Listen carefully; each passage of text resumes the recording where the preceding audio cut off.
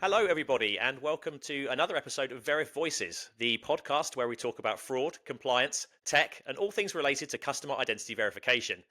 Joining me today is Tim Zentz, who is Vice President of CODEX, a subsidiary of Nightwing.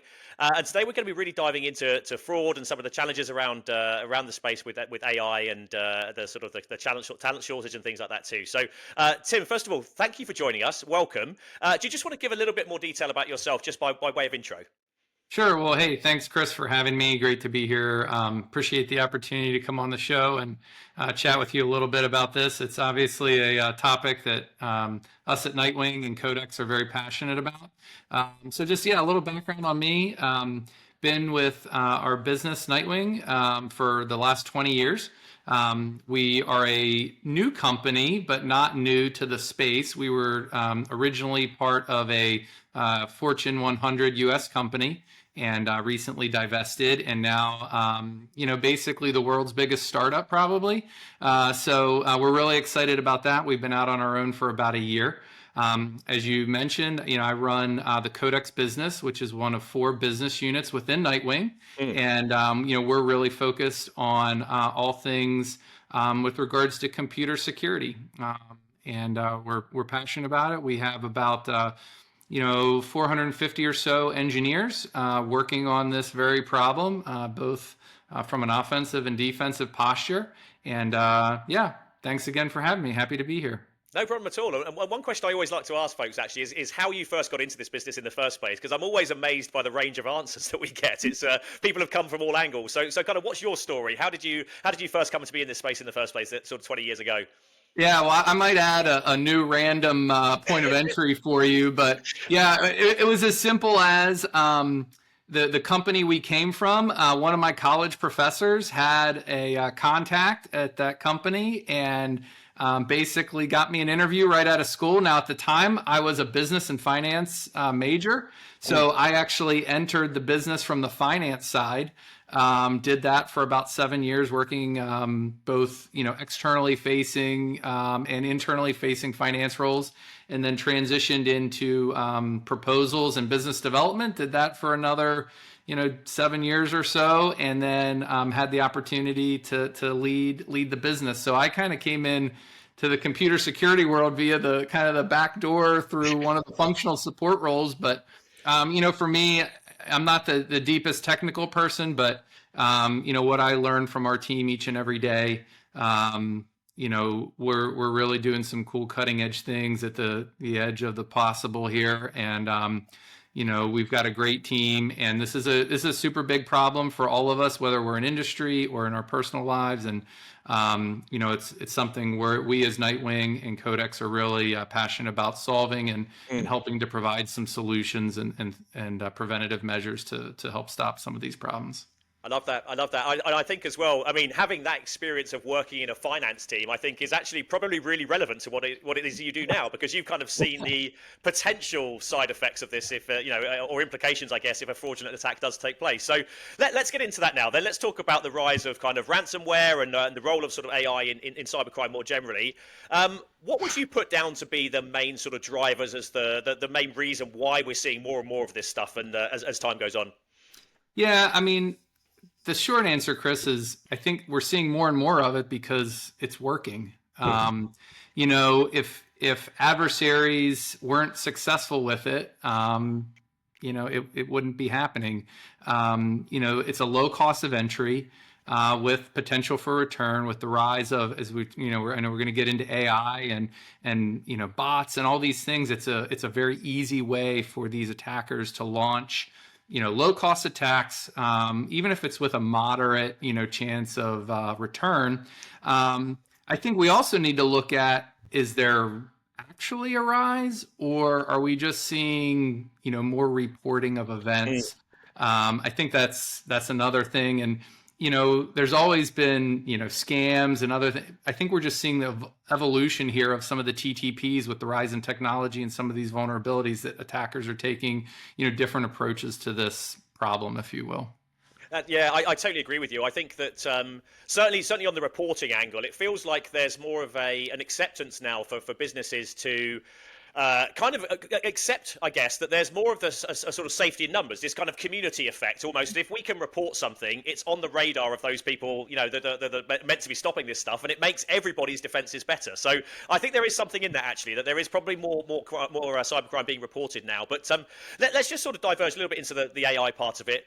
How do you see AI playing into this sort of growing threat of the ransomware threat in particular? Because ransomware has been around for a long time as a cyber threat, obviously. But how do you see that changing now with some of the AI tools that are available to fraudsters?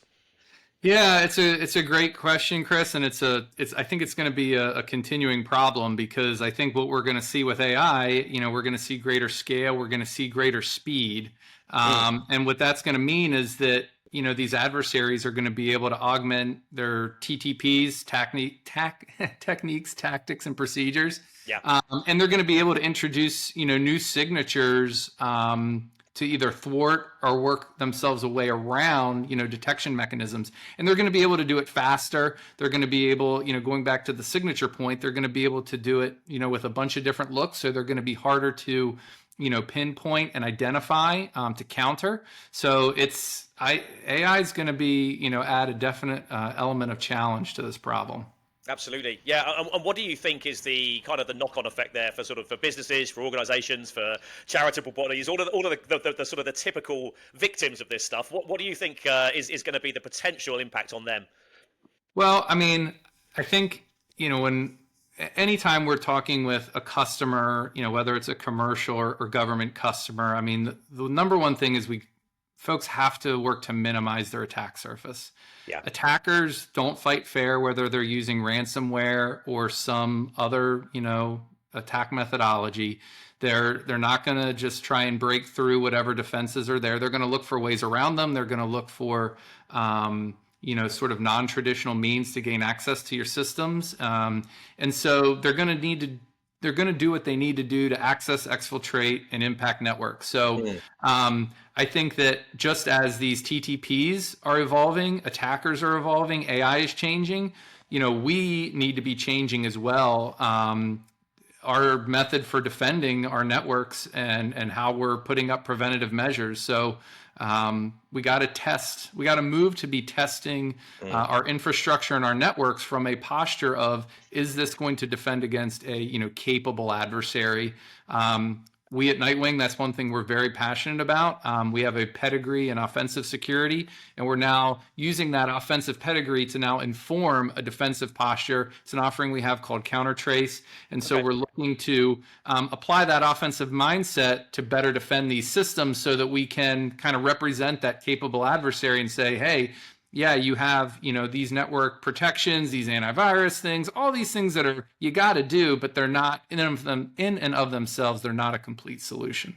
Absolutely. So are you able to talk a little bit more about what the offensive side to that is? Because I think most people on, the types of people who listen to our podcast at least are familiar with the defensive side of things, but maybe not so offense, because it's a slightly different world, I think, and so maybe some different tactics there. Are you able just to elaborate a little bit on what those are? Yeah, I mean, I can't get into, unfortunately, too much detail, but at a high level, what we're interested in is understanding these systems there, as I mentioned, this attack surface. How are these systems vulnerable, and how can they be accessed? Whether you're looking at it from an offensive or defensive mindset, that's really what you're interested in, to be able to get to the bottom of, all right, who and how could someone gain access to the system, and then what could they do once they did? Yeah. So that's sort of an expertise and a background that we bring to be able to advise, companies and government around, hey, given these TTPs from an offensive side, here are the best ways to defend yourself, your critical infrastructure, your networks against these kinds of attacks. So it is sort of, trying to take that traditional defensive mindset and flip it on its head a little bit. But what we've seen, because we're playing on both sides of that coin, when we sort of have this circular logic of our offensive informing defense and vice versa, that's when we've seen the best results and the most productive capabilities on both sides. Absolutely, and I think it's fully concur with that. I think that we talk about maybe different terminology here, but I think the thinking underlying it is probably the same. In that we talk about a fraud protection ecosystem where there's not necessarily one tool or one tactic that's going to keep you safe. What you really need to do is employ as many tools as possible, and to really deter the types of threats that you're seeing. And when we have customers that use that, they're the ones who are most successful at keeping attacks out. And that's not just using Veriff's toolkit; it's employing a very wide range of providers possibly to sort of really sort of specialize in the types of fraud that you're potentially going to see. And I think another sort of point that ties into this is that fraudsters are pretty opportunistic. They'll sort of try a number of different things. When they find something that works, it's the thing that they sort of hammer away at and sort of keep going there. And I guess the most recent example that we can think of here is we used to see an awful lot of document fraud. That is, people trying to verify themselves to join an online service with a tampered driving license or a physically tampered passport, maybe. But AI has really changed the game when it comes to all of that stuff, and it's all of a sudden it's not just the document itself which can be completely made from scratch. It's the person who is in the session as well that can be altered. So, really interesting developments. And what would you say? Traditional methods, if you like, of defense here or offense, as you pointed out, are maybe good up until a point. Are you finding, how do you sort of find that just internally in your process there, that you guys stay ahead of that and make sure that you're always kind of on the cusp of knowing what it is that the fraudsters are driving, the fraudsters and the tactics they're using? Yeah, well, as kind of the theme of this whole conversation, right? They're constantly changing. So, it's sort of part of our core business to keep up to speed with not only external threat feeds that we monitor, that we track, we look for trends in those, but we also use our own data from our own security research to see what are we seeing. Are we seeing trends in different patterns of firmware or whatever the target is that we're looking at to see? Are we seeing trends in vulnerabilities? Are we seeing trends in just the marketplace and what's going on in the news of how these attackers are gaining access to these systems? And then we correlate all that data together to sort of bring a cohesive look at the threat space and how it's changing. Again, kind of the theme of the chat here is, AI is accelerating that. It's producing increased variability. So it's a tool that, we're using ourselves to help us stay ahead of the threat. Absolutely, I love that, and I sort of kind of staying on the theme of AI, I suppose, but in a slightly different realm. That realm of sort of data protection. I think that's something that I'd like to explore a little bit with you as well, because I think you're going to have a really unique sort of viewpoint on this. But so many businesses sort of face that challenge around their sort of data protection. How is it that how is AI kind of helping with that? Would you say? Yeah, well, AI excels at detecting these anomalies and patterns that traditional defensive systems can often miss. So, I think we believe it is a very effective tool for identifying these risks of attacks before they escalate.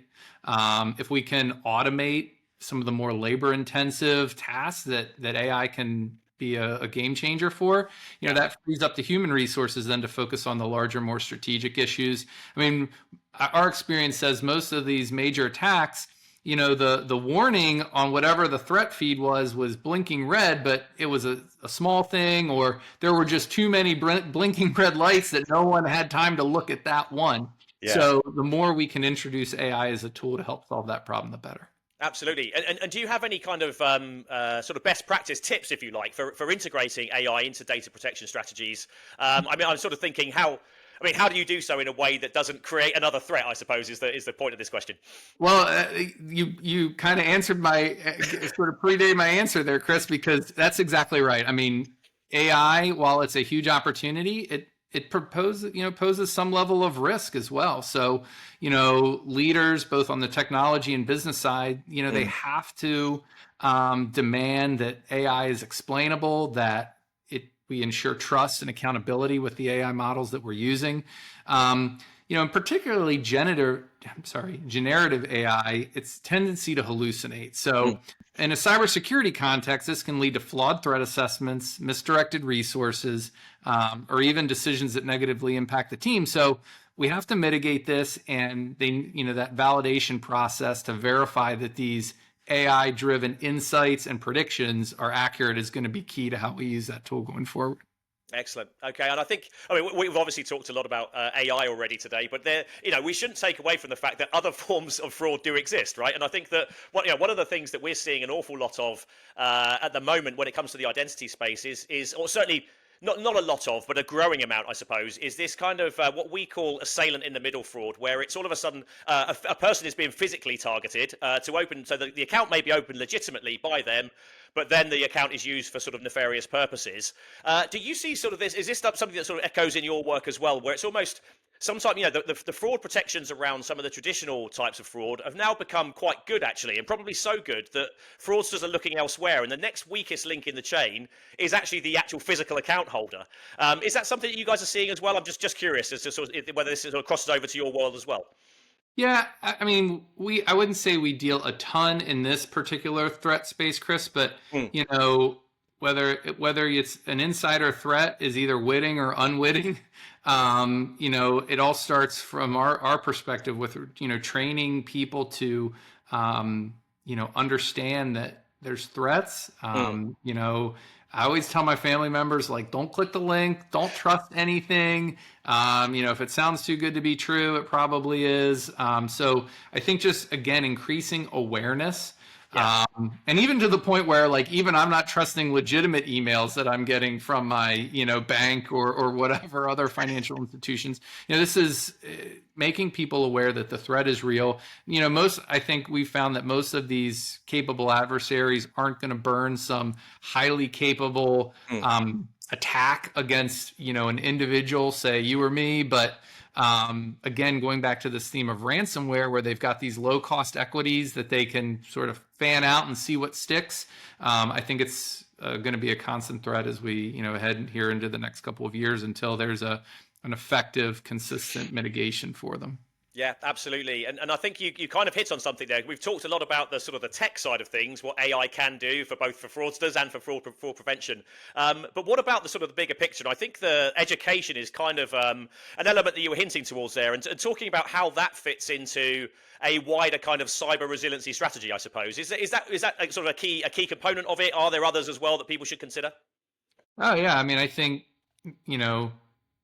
it's kind of like, we always say, we don't teach personal finance in school. We don't teach a lot of, offensive security best practices in school either. And how do you defend, yourself, whether it's personally or business? I mean, businesses, I think, are rolling out more and more, threat training to their employees. I know that a number of companies they'll send out sort of canned phishing emails to see who clicks the link. And okay, all these people click the link. They need some additional training to increase our security posture. But yeah, unfortunately, in a lot of instances, we're only as secure in these organizations as the weakest link. So I think training is a key part of it, and just making sure that folks are constantly aware so that we can be diligent against these threats. Yeah, I totally agree with that. And I think as well, we talked a little bit earlier on about the sort of network effect and this kind of safety in numbers approach.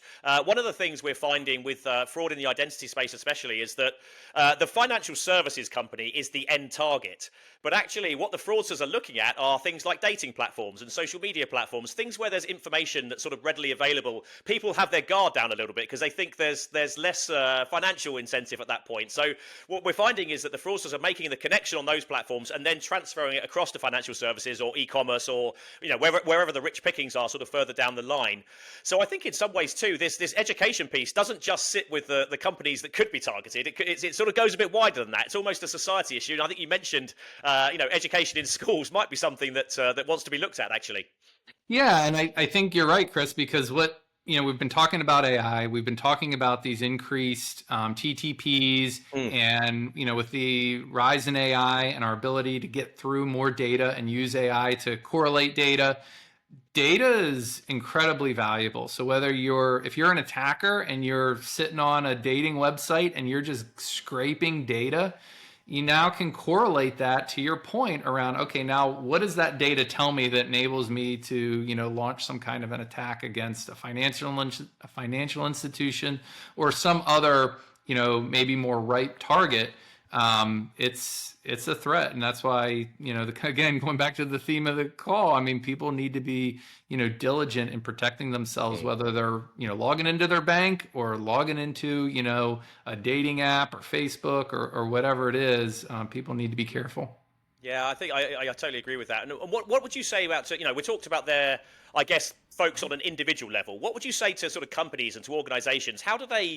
What are some of the tips they can sort of take on board to develop this kind of culture of cyber resiliency? Is there anything that you would point to? I mean, obviously education is one you've highlighted there, but are there any others that they could be doing just purely from sort of an organizational point of view to make sure that they're as protected as possible? Well, I think, leading by example to some extent. So we talked earlier, I mentioned, our desire to help, secure more critical infrastructure, bringing an offensive mindset to identify vulnerabilities ahead of attack to secure. And I think as companies and, critical infrastructure, looks to invest, I think they're sending a message to their workforce that says, hey, look, we are putting our dollars here to, help secure our systems, our networks, our infrastructure. And I think that message combined with, we talk about education, really sends a message to these workforces that says, wow, my company's taking this seriously because they're investing dollars in it. So I probably should take it seriously too. Just like if they roll out any other kind of initiative for a new product, employees rally behind those things because they see that's the direction that their company's going. And I think when they see their company going in a direction of, hey, network security and is important to us, I think that's going to resonate with the workforce and they're going to get behind it. Absolutely. I think as well, just as you were talking there, it kind of made me think around, is there an angle to this as well around the diversity of internal teams and as well, in terms of how do you create this culture in a way that sort of brings in different viewpoints and different sort of different personalities, if you like? Is there a way to, I guess what I'm getting at here is the creativity around sort of fraud prevention, if you like, because a lot of people think of it as just a formulaic approach, I suppose, and the fact that we just follow certain steps and we'll be safe, but there is some creativity involved in this. There is some sort of outside the box thinking, I guess, that's required. Is that something that you would agree with and that you've kind of seen in your internal teams? Oh, 100%. We meet with a lot of commercial companies and they're like, we have a CISO, we have a security team. We don't need you. We're compliant with whatever, NIST standard or whatever standard we need to be compliant with. We do, vulnerability scans. We don't need you to come in and look at our network. The problem is that, the adversaries are aware of all of those things too. Yeah. So we have to start thinking differently, that these adversaries aren't just going to, knock on the front door and try and get in. They're going to come through a chimney, a window, they're going to come through some non-traditional means because, again, they don't fight fair. Yeah. So just like companies, get their financial statements audited to ensure that they're, doing things correctly from a financial perspective, we really encourage companies to have their, network security or product security kind of audited, if you will. To ensure that you have a second look to make sure everything that can be done is being done. Absolutely, and I think as well, it's the kind of the makeup of these teams, if you like, is so crucial as well. And we sort of hinted there around the sort of the cultural difference, and I guess actually you're a really good example of this. That your route into the fraud world was one that's fairly unique, I would say, coming in from a finance background and that kind of thing.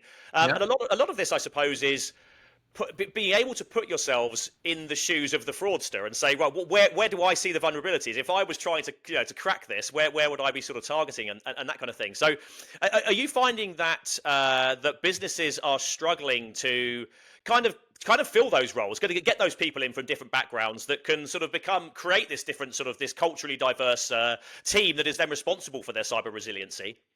Yeah, I think it's I think it's a couple things, Chris. So I think first, they may or may not have the right kind of talent. As we've talked about, people that come at this from the offensive side think about this problem differently than those that come at it from the defensive side. Yeah. So it may not be the right kind of talent. It may not be thinking about the problem the right way, or only thinking about it through sort of a soda straw, if you will. But then I think the third thing is what we see is a desire from these security teams this like, hey, look, we're already good. We're already doing security. We got this. We don't, this sort of closed-mindedness. And unfortunately, I think we're just seeing too many instances where that kind of attitude is coming back to bite some of these companies. And again, I think we just need to look at this problem from a couple of different angles to come up with the best solutions to secure these systems. That's always sort of our recommendation. It's amazing to me how often sort of companies, I've heard that very same thing actually, is us, we're doing fine. And I guess my response always is like, you're doing fine until you're not. There's a, you never know what the next threat around the corner is. Yeah. We kind of, we touched a little bit on it then. I guess some of the bigger trends that are sort of facing the industry at the moment. One of the things we like to sort of try to pin people down on, if you like, when they come onto the podcast is what do you see the next big trends being in cybersecurity? How do you see sort of 2025 unfolding and maybe even a sort of a slightly longer horizon than that? Well, unfortunately, I think, not to be all doom and gloom, but I'm afraid we're going to see, some more of these, highly prolific attacks. Similar to Salt Typhoon, I think it's a little bit of the tip of the iceberg, I'm afraid. As we've talked about, the threats aren't going away. I think the rise of AI is going to sort of increase the frequency at which we're seeing these attacks, and afraid it's going to lead to some new attack that we haven't seen before, or some TTP that we haven't thought about yet. So I don't think the threat's going away. I think we're going to need to continue to be diligent, reduce attack surfaces, look at security through multiple lenses in order to make sure we've got the most comprehensive approach that we can, and make sure that these systems are secure. Yeah, I would agree with that. And what sort of, just to sort of close things off, if you like, then what advice would you give to sort of businesses or individuals looking to stay ahead of this kind of rapidly evolving sort of cybersecurity threat that we talked about today? Well, I don't want to sound repetitive, but I think, what I just said really, and that is, as these TTPs continue to change, we on the defensive side need to continue to change too. More comprehensive things. I can't stress enough. So many times these companies look at an attacker, coming from the outside in. I think we also need to look at this security posture from kind of the inside out. And because that introduces, new and different vulnerabilities that sometimes these security teams aren't thinking about. So that's important. And then again, just minimizing the attack surface, the amount of, devices that are sort of internet facing and otherwise, only increases the sort of doors and windows, if you will, for attackers to gain access to your networks. Yeah, very much so. It's something. One of the growing areas that we're seeing actually in the identity space is around businesses verifying their own employees just to make sure they are genuine people and they can tie them to an ID and everything else. Because one of the tactics that we're seeing, the North Korean sort of state actor type tactic we've seen is people actually trying to get jobs within organizations just to get the laptop, get the access, and then all of a sudden all of that data is there for them. So it's something we're seeing a growing amount of actually, and a lot more sort of businesses reaching out to us sort of proactively to ask, is this something that we should be doing? How do we go about it? And so on. So I think that's really interesting, actually, that kind of knowing where the threats are. And again, it goes back to what you were saying earlier, doesn't it? Around just that point around being in the shoes of the fraudster and thinking about where are the vulnerabilities here. And it may well be that the vulnerabilities are through the HR or hiring system or the recruitment process or whatever it may be. So I think just having that cyber resiliency that goes throughout the entire organization, I suppose. It doesn't just stop with the IT team, right? There's something it's a much bigger picture here. Is there any other advice you would give to businesses sort of on that kind of note around the education of perhaps of non-IT people or people who aren't as sort of savvy as the IT team or the security team? Yeah, I think just making employees aware, and particularly, we talk about attack surface. Now that, sort of we're in this post-COVID world, a lot more people are working remotely. So it's not like everyone's in a nice, neat little office behind a firewall with their computers plugged into it. You now have your workforce is geographically dispersed. Who knows what Wi-Fi network they're connecting to gain access to your corporate network, so that attack surface is growing. So education for your workforce is super important to just have, what Wi-Fi networks are you connecting to? What USB thumb drives or sticks or devices are you plugging into that work laptop? Because all of those are providing, potential pathways into these corporate networks. And so, official training, informal training. I mentioned like phishing campaigns that companies launch on themselves to sort of figure out who's diligent and who isn't, I think are, great first steps. But I also think, as I said earlier, companies demonstrating to their workforce that this is important to them and making an investment in it, sends the message that, hey, this is not just some, CIO's job or CISO's job somewhere else. This is everyone's job.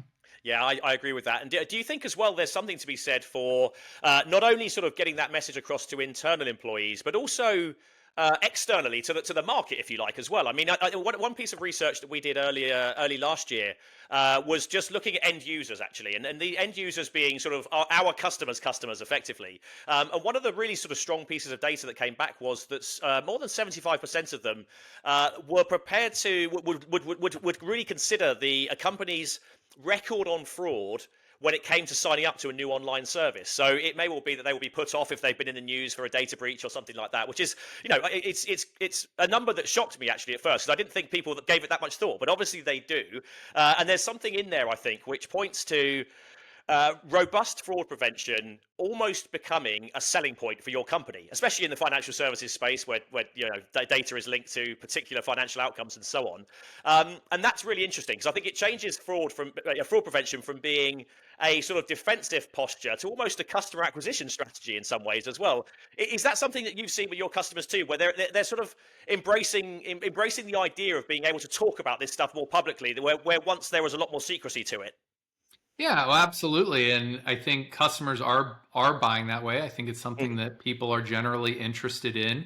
And, I think that what sort of the next step is, even these companies that have good track records and have, stronger security postures, I don't say it removes the burden of responsibility from us as consumers to still do our due diligence and be cautious in our own personal lives. Just because my bank has, stronger security posture doesn't mean like, oh, I can just, take my foot off the gas in terms of my diligence towards emails I'm getting and how I'm interacting with them. Because again, as we've said, both from a corporate and now personal perspective, I could be the threat, even if I'm unwitting, into that institution. So again, it comes back to, we just all need to be diligent and aware, because the threats are real, and unfortunately they're going to continue and probably grow. Yeah, I think you're probably right then. So just as a final question then, any sort of final thoughts or predictions then for the next sort of couple of years, maybe into the sort of the longer horizon than the next 12 months? Is there anything out there that people should be aware of, or that you would particularly draw attention to? Yeah, I don't think so. I mean, as we all know, the speed at which technology is changing, I think, the threats that we're going to see in 5 years, we may not really know what they're going to look like yet. Yeah. But I do think that, we're going to see, more changes and evolution around the key sort of, ransomware and those kinds of things. And it's just going to continue to morph in sort of how those attacks happen with the use of AI. I think that's probably the most prevalent that we're going to see over the next 5 years. And then beyond that, we'll have to sort of wait and see. It is. It's the we don't know what we don't know, I suppose, isn't it? And, I'm afraid that's the case. But I think it's really interesting that we said right at the beginning that ransomware has been around for a while. It's just a matter of just the techniques and the tactics that are changing that are going to be the interesting thing, and they're always going to be in response to the sort of technological developments that we're seeing in other areas. So a very interesting space to watch, and I think sort of on that note, it's probably one to say that it is worth us maybe touching base in a year's time to see how these predictions and what we're seeing then and everything else. So I'd love to have you back on if that's okay at that point, Tim. But that'd be fantastic, Chris. We should probably write down what we said today and then see how correct we were 12 months ago.